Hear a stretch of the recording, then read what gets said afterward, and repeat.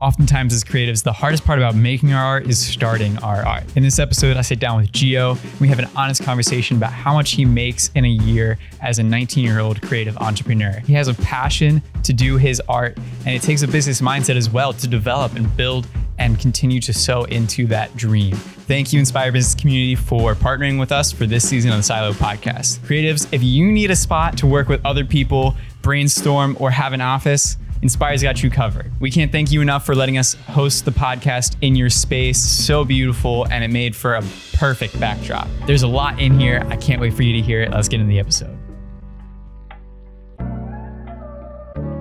Welcome back to the Silo Podcast, everyone. We have Geo here with us today. I'm so hyped. This is the one I've been waiting for, the one that Scoot's been waiting for the longest time. We want to know all about this, and this is the first time we're meeting. So welcome. Thank you guys for having me. I'm so pumped for this conversation. You have no idea. What is it like to be a 19-year-old entrepreneur? Like, we're going to dive into it, but like, dang. Go straight into it, huh? I mean, it's normal. I mean, I was born and raised. My dad, both of my parents are immigrants. They're from Mexico and stuff like that. And my dad came here when he was like 18. So he had nothing. As well as my mom, she came here when she was younger. And my dad ended up like building his own business little by little. So I feel like I just grew up in a business, field. And my dad always told me, it was like, hey, like, you should always be your own boss, blah, blah. And I feel like that stuck to me. So I decided at a young age, let me just create my own business. But I didn't know what to start. So I did a bunch of businesses, small ones. We all start off with the shirt business kind of stuff. Exactly. We did a bunch of I failed a lot of times. And then eventually I ended up liking photography, and I was like, let me put photography and business together, and decided to create this sort of business. And it's amazing. I mean, I get to do what I love to do, and I get paid for it. So It's just now being young, at 19, it's crazy, because a lot of people are also surprised. How old are you? I'm like 19. Yeah, 19. And you have your own photography business. You do this, and I don't know. I mean, it's normal to you, but for everyone else, it's like. Yeah, just because I've been doing it since I started my business when I was 17, turning 18. So I've been at it for a while now. But for other people, it's unusual. You would assume you're the most average, I would say, for entrepreneurship is in their mid-20s. Yeah. You're right out of high school is you're still figuring this stuff out. I don't even know if I want to do accounting or blah blah blah. Yeah. What college am I going to? And here you are.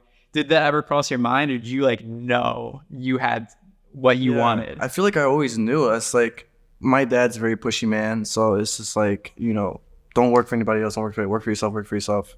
And like I said, it's just I've grew up with that my entire life. So I guess he just sort of just pushed me into it, and it's just been in my head ever since. And in high school, it was let me just do it. Let me just go for it. And yeah, here we are. Yeah, that's sick. That's so sick. I mean, just seeing your Instagram stories of you on big cycle walls, and then you have your home studio. Is that an apartment? Yeah, so me and my dad, we bought a house years ago just to renovate it and rent it out to other people. But as of now, it's it's still in construction and stuff, but the top floor is completely done. So I use that area as my studio space for now. Eventually it'll be sold off or rented to other people in within a year and a half. So I still plenty enough time, just because other studios are so expensive, $1,300, $1,500. I'm like, damn, Yeah. So it makes sense to just buy your own paper backdrop and do your own stuff. So it's just I mean, me and my dad bought that place years ago. We fixed it up. Why not use that empty space? Because we have a bunch of empty spaces in that house. So why not use it? So I decided just to put my own studio there for a little bit. Eventually we're moving into somewhere else. A warehouse is what I'm thinking soon. So we'll get to that later. Yeah. So to me, that's so cool. And to everyone, I'm sure that's so cool to hear. I'm curious how what you do in business and photo relates to the environment that you're in of Philly. Is that a saturated market for you? Or do you feel like you've carved enough of a niche that you can represent yourself well? I would say, honestly, a lot of my businesses don't actually come from Philly. It comes from outside of Philly. With photography, there's a bunch of photographers in Philly, so it's very hard to get work in Philadelphia. So a lot of my work are outside Philadelphia, in the small little counties and stuff like that, or an hour away on the opposite side of Philly. So that's where the opposite side of Philly is where I get most of my work. But yeah, I feel a lot of people everyone has a different type of styles, and you have to sort of implant that. I first started off doing like basic stuff like family portraits and stuff like that. Get some little money on the side, and then eventually went to like the more creative side where I'm at now.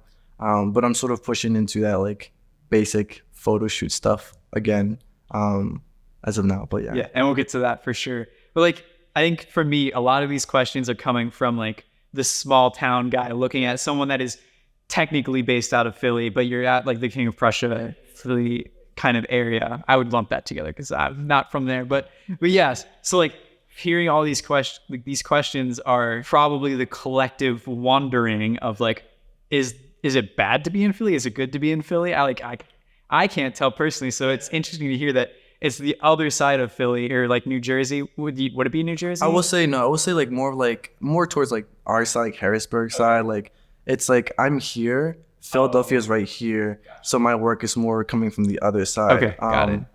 So yeah, that's where I'm getting most of my work. It's actually not other side of Philly, meaning towards York and Lancaster. Towards, yeah, exactly. So that's where I get mostly more of my work. But I do get a couple of bookings here and there in Philadelphia, but majority of them come from like the York side, Harrisburg side and stuff for sure. You were very focused on what you do currently, which was a lot of retouching and like super like high-end modelly looks is how I'll put it. Can you explain what that is, and then we can transition that into like what you're kind of wanting to get into more now? Yeah, so what I was getting into more fashion retouching photography, commercial stuff. So it'd be like more creative and fun things that I would do with like other models, and small little businesses that were interested in this type of stuff. So I decided to get into like fashion and retouching. Retouching was one of the biggest and most satisfying but most difficult thing to learn. I was gonna say. But everyone I talked to today, I'm like, Geo, this guy's doing retouching. They're like, that is a mountain to climb. Retouching is horrible, but the amount of hours and late nights that I spent watching YouTube, everything was off of YouTube. I am a proud person to say I graduated from YouTube University, photography, business, everything off of YouTube, especially retouching. So I did a lot of retouching off of YouTube, and it's hours and hours of long work, but yeah, it's difficult. I mean, but I feel like the fashion photos that I would do, it's necessary to have retouching because it's difficult to explain. But if you look at a raw image and then you don't retouch it, it looks plain and simple and ugly. Versus if you do retouch it, skin retouching is the one I do a lot more. It gives it like much more like. It gives a good taste to it. It gives like such colorful and sensational look to it for sure. Yeah. Compared to a raw image that's not retouched. It hasn't been spent for hours, So, I mean, you do like dodging and burning, I would assume, is maybe the part that I would understand. And then from there, you're doing like frequency separation. Exactly. That kind of stuff. Yeah. Frequency separation, retouching like the skin, basic like getting rid of like the pimples. Adding in eyebrows, drawing in eyebrows, filling in, adding in lashes. You don't have any lashes. What do you spend like the most time on? Is it like retouching skin, like skin retouching for sure? Yeah, separation and dodge and burn is what takes the most. I was so fascinated. I'm just gonna look at you and be like, dude, I want to know so much more. Yeah, no, it's difficult, and there's so many little videos out there that show you how to like. If you put like retouching, tutorials. They'll have all these settings already implanted in there, like their Photoshops, and they'll be like, okay, you're gonna need frequency separation, use this, but they don't show you how to get. It's like they have like plugins or like actions already. Exactly, actions already in there. Like, okay, we're gonna use frequency separation, and we're gonna do this. I'm like, boop, and you're like, how do you get frequency separation? That's the most difficult part. So you have to go, little by little, going deeper and deeper into sort of tools that you're gonna be needing for it, and it's so hard. But there are some hidden gems out there that you have to spend hours looking, because some of them only have like 100 views, 200 views, but give like 45-minute like tutorials on how to do it. It's like, this guy needs to be on top chart of YouTube for retouching, because it explains so well. But it's so difficult to find those people because they're not advertised as much, So, but yeah, retouching is difficult. But fashion wise, what I do now is that's where I mostly, always have my creativity on. As a kid, I always liked fashion. Street fashion was always my favorite. So I feel like fashion, retouching, put them together. It's amazing. It's beautiful. You've done like a lot of model calls, maybe. I don't know if you would put it that way. You're just like, hey, you need to just get in here. I want to do this. Like, you're on this grind of just like, I want to keep refining myself and doing work that is portfolio worthy. Yeah, no, and that's what I do. That's especially with Silo. Like, there are a couple models who like I would see you guys post and come and I would just reach out to them, and be like, hey, like I seen your work at at this event with Silo, blah blah. Like, do you want to like collab together? Because the thing I like is face structure, unique and different face structure. Everyone goes for like the like very sharp jawline, but I like different. Like, I like people who look different compared to others. That's what gives it like the look, like character.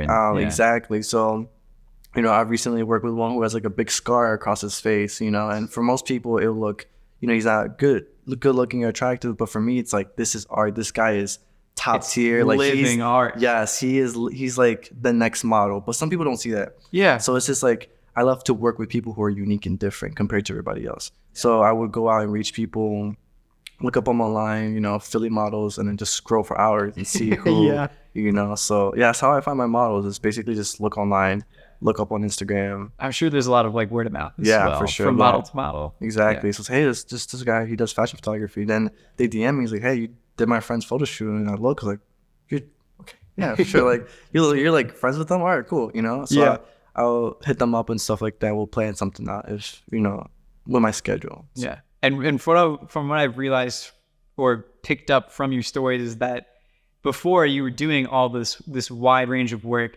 then you like maybe deleted your entire grid down to just that fashion.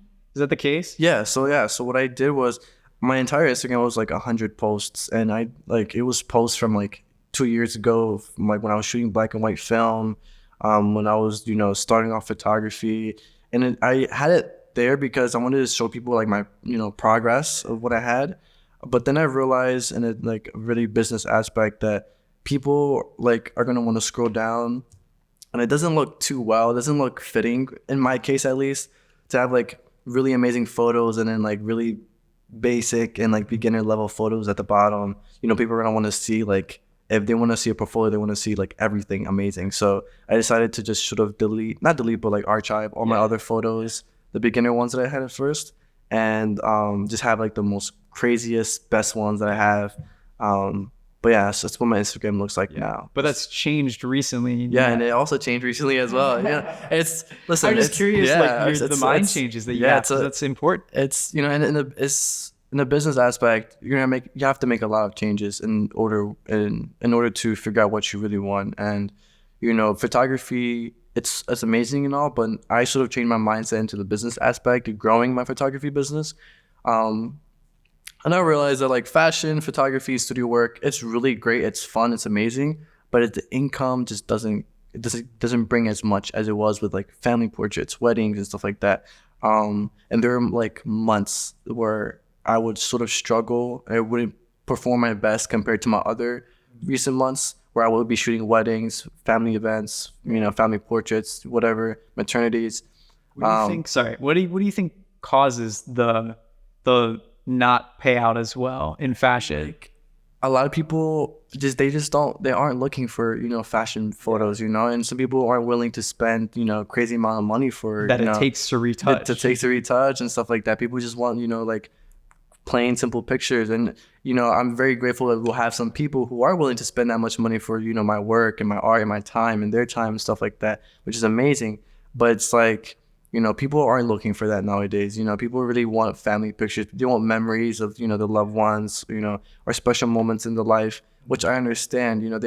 They would rather have family pictures than them in like a fur coat with like long boots and then a weird hat and, a crazy color background. Yeah, there's different markets. Yeah, and exactly. whether you tap into them, in the fullest way, or you dabble in the time, it's up to you. And everyone's different. But yeah, I realized that most of the people who, I work with, who are my followers or people who look up to my work, they're more into like family and stuff. They more like memorizing moments rather than like crazy fashion ones. But well, yeah, of course, we'll have some people who like come in here and still want to do some fashion work. But yeah, I recently went back into my family, weddings, maternities, kids and stuff like that, just because that comes more income versus fashion. Take the business side out. What are you the most passionate about? Fashion, creative stuff. Yeah, for sure. That's one of the biggest things I really want. But unfortunately, as of now, I want to sort of stick to where the income comes in, just because, I want to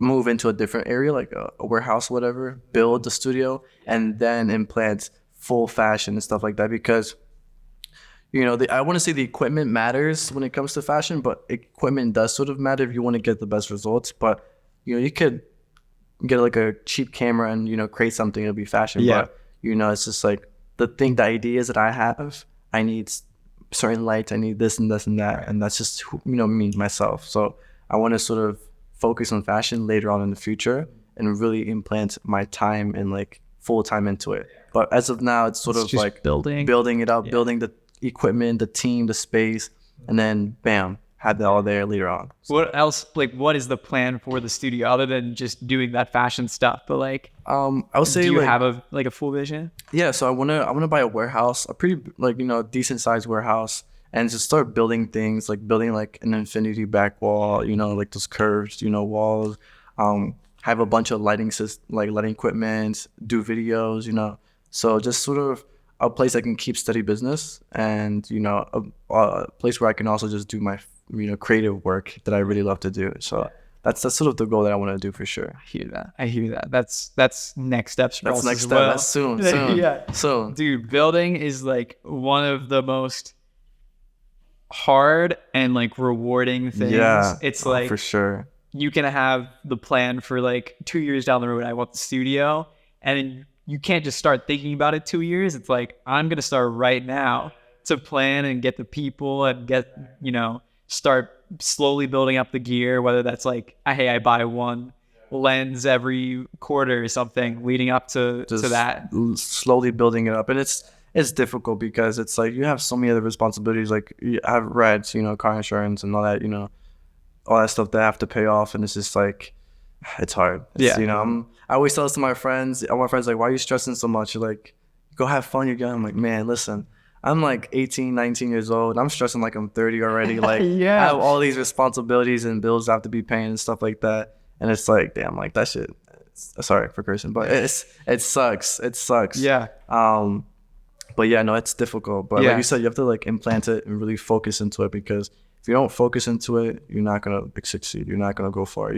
People will have that mindset and be like, I want to do it right now, and then they end up not doing it tomorrow or whatever, or they do it for a week and then they lose motivation. It's a matter of starting and then being consistent. Exactly, it's motivation and consistency for sure. That's the most important, consistency. I hear you. The consistency, because people do look at you long term, and they'll be like, okay, you dropped off after 2 weeks. What does that look like if we like either we work together or like just in general? Like, if this guy is just gonna do it for 2 weeks and doesn't see it take off immediately, does he not have faith in the full vision that can last longer? Yeah, you have to have somebody who's just fully committed from the beginning. Like somebody like has their eyes sparkle when they speak. Like, yeah, warehouse, yeah, for sure. Like, that's what you need. That's what you need. That's what I have. But you'll have some moments where it's like you'll fall down the rabbit hole, but you have to build your way back up. But yeah, it's full focus right now is warehouse, because I want that so badly, for sure. That's all that matters, that you have your eyes set forward on that. To speak on some of the pits that you've fallen in, I'm curious how, when you lost your gear, hopefully you're okay talking about it. For sure. Yeah, no. But that gear, you said was like around 10K or something. Yeah. So like, bring me through that story and like how you came back from that. Because like we felt that as a community. I was like, Scoot, this guy just lost all of his gear. What do we do? How can we help? Yeah, so for those who don't know, I ended up getting robbed in Philadelphia. What happened was, I won't get too much in detail, but basically I was working at the nightclub the night before.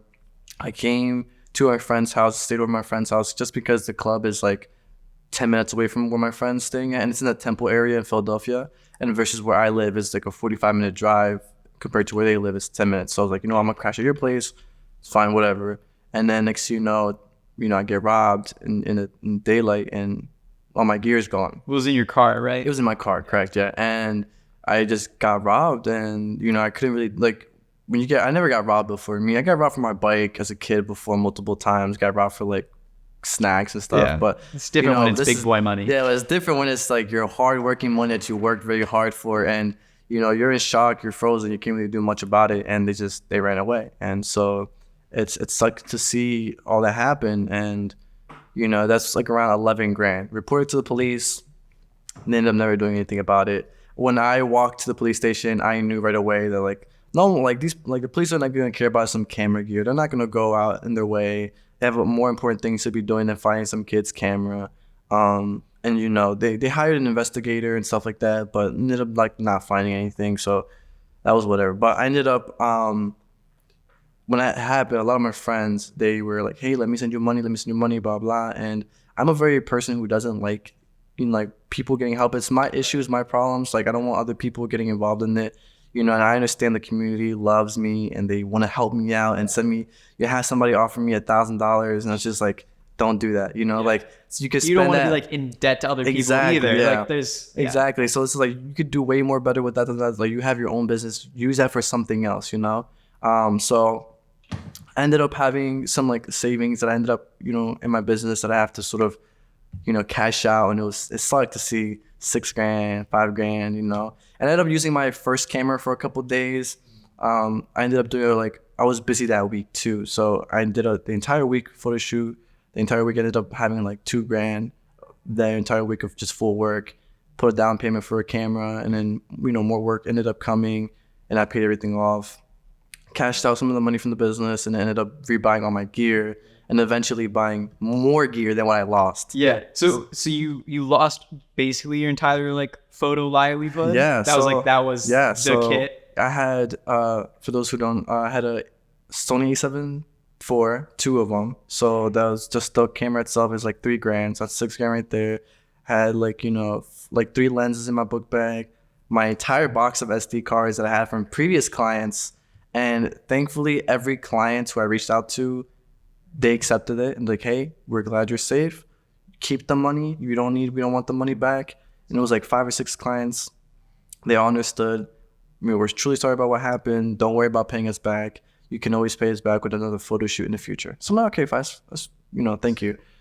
Flashes were there. You know, triggers were there too. Everything, my, you know, extra batteries, everything was gone. So all I had at the studio was my light setups and then like one flash that didn't even work. It was like, it would work here and there. And that's all I had. So it sucked for a little bit. But yeah, now we're back up. We got gears more than what it was before. So, you know. So you built it back. You got back. Yeah, that's all good. Yeah, It's down 10,000, but you know, we're good. Do you feel like you learned something from that? I mean, it is basically just like someone stole stuff. It's not really, you can learn a ton like immediately, but like.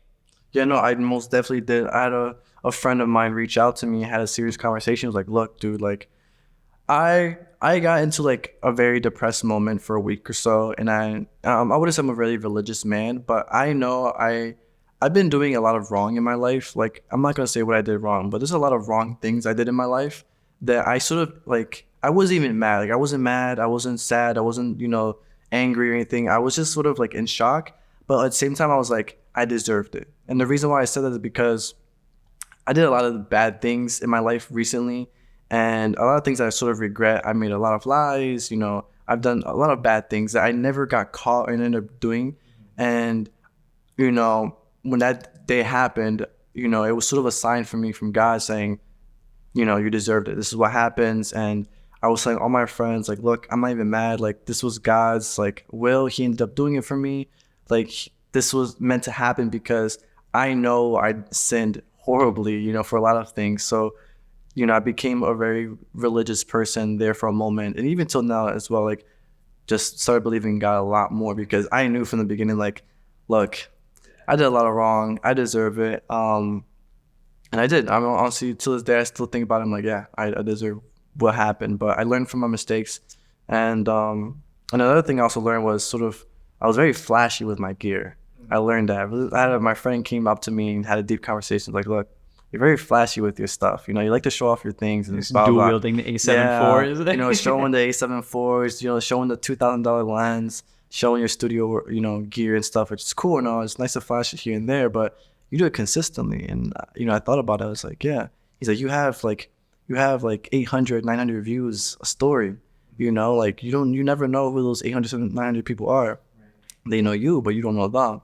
So I ended up, being very cautious about showing my gear and stuff. So I learned a lot about that ever since the situation happened. But yeah, I learned a lot. I learned a lot for sure. Yeah. But yeah, it's a mistake that happened, and it happens to the best of us. You know? I mean, there's literally nothing you can do. You parked your car on a street. Like, you can't say, "Oh, I'm not gonna park my car on the street ever again." Like, that's not a lesson you can learn there. So yeah, I get that. Tell me about your income. So we discussed earlier that we're okay with talking about this. For sure. I want to know what does it look like to be Geo? This is everyone's big question.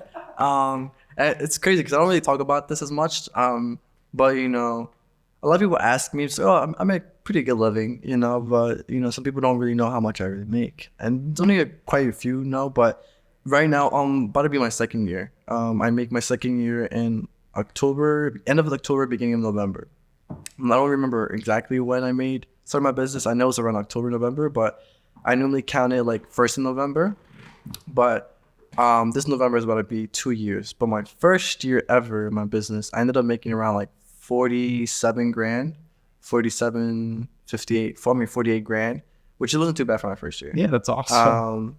Now this year so far, I made around a little over 56 grand. Mm-hmm. So, we're pretty into it. With the camera gear, all that type of stuff. It's, but yeah, it's so far from this year, counting on revenue wise, okay. I've made around a little over 55 grand for sure. That's awesome. So we're not even halfway through the year. Yeah, and you're freaking 19. That's what 19, I keep saying. Exactly, yeah. I keep saying but, that. Well, most of that money goes into college, because I'm still in college now. Yeah. College's expensive for sure. Yeah. And a bunch of other things that I have to, pay off. And I'm a big money spender, which is one of my biggest problems. And I have my assistant with me. She's always, no. Like, okay. But, yeah. No, what does that breakdown look like? Like, is it in certain areas or like? Yeah, it's in all areas. I mean, she's one of my closest friends. Shout out to Jody. She's my assistant. One of my best friends and also my assistant. She's been working with me for a while now, and it's just mostly everything. Like, hey, like, we need a spotlight for this photo shoot. It's 400. What's it look like? We just break it down. Hey, this week we're making this, we're making this. Maybe it is good to blah blah.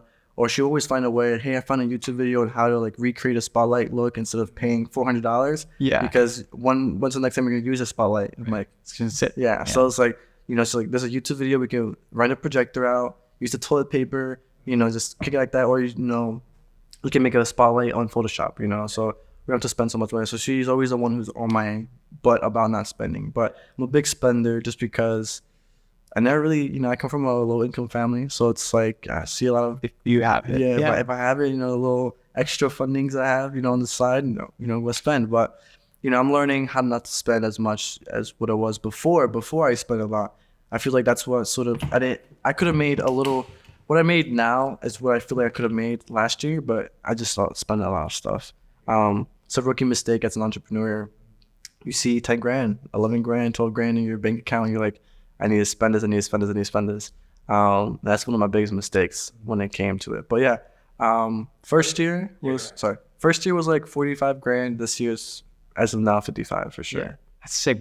How does that income break down then? Is it all shoots? Do you have like a side gig, or you do? Yeah, mostly some of them are shoots. A little bit are donations from friends and family they want to support. And some of it is just sort of helping my dad out, because my dad has his own construction business. So, I'll do some jobs with him whenever I have a chance. Whenever he needs help, I'll help him out. And construction pays really well too, like really well. But it's hard, Yeah, it's hard work It's hard work. Yeah.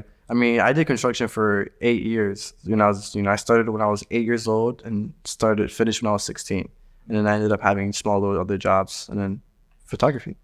So yeah. What does college look like for you right now? Or like, what are you even going for? Right? This is the first question. I'm going for business marketing. Okay. And right now I'm in community college just because it's more financial, more easier. Makes sense. And, the college that I'm at right now, it's Monco. It's in Blue Bell, Pennsylvania. It's a very good school for a community college, one of the best ones in community college. It's super well. And then I'm transferring down to Fox Temple after. But school's hard. It's hard. Being a full-time student, full-time photographer, it's no joke. you got like 4 assignments you have to do, and you have like 6 deliveries in the exact same day. So it's difficult. And then try to do photo shoots like right after class, you know, straight to a photo shoot. Yeah. When do you find time? Like, how do you put that in like a schedule? It was, you know, for college wise, it was difficult because I would have to put my classes in the morning, you know, have my first class at 8 a.m., finish around 11, 12, and then have my photo shoots at 1:32. And I'll try to make it close to where I was. So it was difficult because I'll be super tired in the morning, learn for hours, and then go do a photo shoot, you know, still functioning my brain and being in the creative side. It's like the learning part is busy, the creative side is busy. So my brain is just, it's all over the place. And then I go home, take a nap. At nighttime, it's like homework and it's edit. And yeah, your mind's always on. Yeah. As an entrepreneur, you're always on doing something. Exactly. Yep. Yeah. So we can talk about grind all we want, but do you actually find time to rest? And like, how are you sewing into your own well-being? Recently, I've been super lazy. I'm gonna be honest. I've been super lazy. I don't know why. I've been playing Valorant. I don't know if you know Valorant, but I've been playing Valorant for a long time. I'm a Valorant grinder, and it's like that's all I do is play Val. You know, just go home, edit Val, and that's all I do. But before, you know, I'm starting to get back into the grind just because, you know, it's fun to take a break. But before it was like no break at all. It was work. It's like I'm in my desk all day. You know, it's tiring. People will be like, "You have the most easiest job in the world. You're on your balls, blah blah." But it's like they don't understand how many hours I'm in that desk. You know, I'm in there at like I wake up early. I'm a morning person, so I wake up at like 9 a.m., 10 a.m. And as soon as I wake up, brush my teeth, get something to eat, and then on my desk until like 7, 8 p.m. And that's it. You know, I obviously have a break in between, like an hour or so, Valorant, you know, YouTube. But that's it. That's all I do, and it's like every day, literally every day. So that's awesome. Yeah. What would your advice be to someone that's just starting out, either in photography or like retouching? What would be something that you would want them immediately to know, or your younger self to know? You know, equipment's not important. Equipment is not important. I learned that the hard way because I will buy a bunch of equipment that I thought I needed, didn't even need, or don't even use, or just dusting in my, you know, storage room, and it's horrible. And consistency, like we were mentioning before, like when it was like retouching, consistency is like very important, because if you're not consistent and you're not working hard for something, you're never gonna achieve it. So it's like right now I'm doing a lot of video stuff, like a lot of like, cool like recap stuff. So I'm determined in video stuff right now because I want to learn and master it, because I already learned and mastered portraits, family portraits. You know, I sort of mastered a little bit of fashion, just a little bit of studio lighting. So I want to like master like video stuff. So I'm like determined to learn how to edit and stuff like that. And another advice would be YouTube. You know, like people they underestimate YouTube. It's so strong. It's the most freest source in the world, and literally you can find anything on YouTube. But if it's not on YouTube, then like look it up on Google. There are like people who make blogs about it and stuff like that, and explain to you in good detail what to do. So YouTube is very important. Make sure you and I think there's an opportunity there too of like, exactly, if you're searching super hard and see nothing that you're looking for, oh, well, guess what? Now there's the business idea, as long as you're passionate about it. Yeah. And then I learned business through school. A lot of my business marketing that I, you know, do now comes from college. So, you know, if you're thinking of dropping off college, I would say don't drop off college. I mean, for some people you can.